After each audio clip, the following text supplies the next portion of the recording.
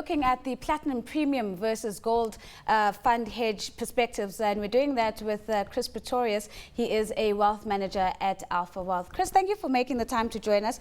Maybe let's start off with just getting an understanding of whether there is hedge fund activity in the platinum market.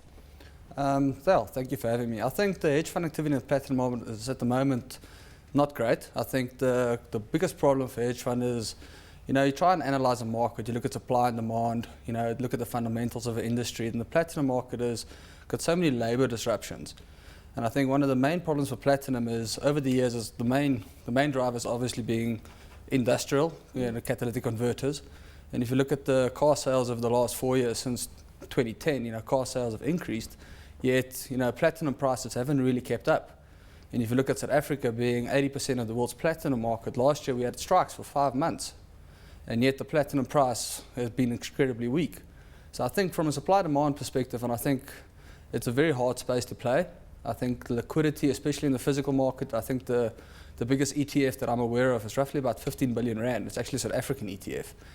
So liquidity is not great. And I think most people generally play it via the stocks. But I think hedge funds generally have shied away from the space just because the supply-demand is so volatile. There's the disruptions from the labor unions or labor part of it just makes it, call it the unanalyzable market. You might make the perfect call from a supply-demand perspective, but then they might go on strike. After the strikes last year, I think Northern was on strike again last week, and I don't think a lot of people are aware of it. It was very, very quiet, but these are things that you would have thought is now out of the system.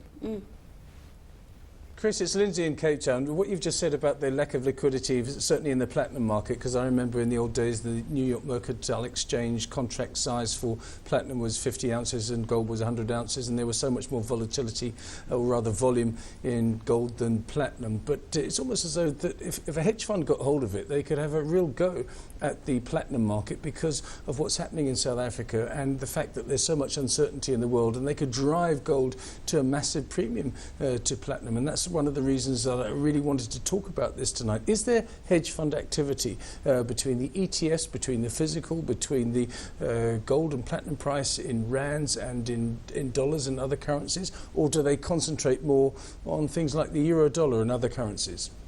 Yeah, I think firstly in my opinion, there should be no correlation between gold and platinum. One is incredibly, call it industrial use oriented, being platinum. There's a jewelry aspect from it, but it's by far the minority part of it. Whereas gold is, as Wayne alluded to earlier, I almost want to call it a chaos investment. It's you're banking on things going wrong. There's completely different dynamics at work between the two. And I think for that reason, hedge funds can't make the link. If you look since 2000, the correlation between gold and platinum is very limited. I think it's something like 50%. So for a hedge fund to get involved in that, it doesn't make a lot of sense, in my opinion, because it's very hard to connect the dots between the two and which direction they're going to go. Chris, as you spoke about earlier on, the platinum price, when you consider what happened to supply this year, last year at least, you would have expected a surge in the price. I mean, I know Europe's gone into recession, but generally the world economically is a better place now than it was 2 years ago, and the demand should be better. As you said, car sales are up, etc., etc. Has someone been stockpiling this? Have the catalytic converter producers been stockpiling? Because you would have expected when 80% supplier has a strike for 5 months that the price wouldn't go down, it would go up, and yet we know what it's done. Absolutely. So I think two aspects at work. I think the mines foreran the strikes, and they probably stockpiled quite a bit, so they were able to continue supply into the market. But I think another very big factor here is the recycling of the platinum. The car producers, platinum you can recycle it. So you scrap your car tomorrow, that converter gets recycled and it gets reused. And I think globally, if you look at the big car manufacturers, they're cognizant of the problems in South Africa from a labor point of view. So they've just become a lot more focused on the recycling aspect. And I think largely because of what you're mentioning, it's gone the other way. Last year, the price should have gone to 2,000 by all logic. And I think for that, hedge fund managers will generally go, okay, I don't understand the dynamics between supply and demand here because they're not quite making sense. And of course, just as we wrap up this interview, just to get a sense from you on the outlook for platinum, on the back of the strikes that you mentioned earlier. I mean, there's a lot of talk that in the gold sector, we're likely to see many strikes coming up this year, with the wage negotiation process being up for review. Taking that into consideration, and the fact that in the next 2 to 3 years, platinum will go through that cycle again, what is your sense about the outlook for platinum in South Africa compared to the outlook for gold? Well, gold has got no real demand basis behind it.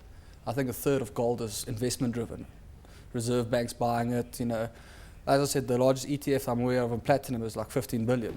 My first ETF I found this morning on Vanguard is 30 billion on gold. It's much more of a store of value. So gold is not so simple, because you don't actually know what's driving it. If the Reserve Bank keep on making crazy decisions like Switzerland, and who knows what the US Fed is going to do later this year, that could drive gold demand much higher. Platinum from a long-term point of view, yeah, I think platinum is probably be in trouble. Technology is going to change cars, electric cars, new technologies, and the market is probably going to find a different way of finding catalytic converters. So I think long-term platinum, I don't think it's got a great future. But I think in the short term, anything can happen. And we spoke about it earlier, the supply the stockpiling that the mines did last year. We've got no idea what they actually have left. right. So any disruption could actually now produce a spike. It could not. It's a very difficult market to call. It's a difficult market to call. We'll leave it on that note. A very big thank you to you, Chris Pretorius. He is, of course, a wealth manager at Alpha.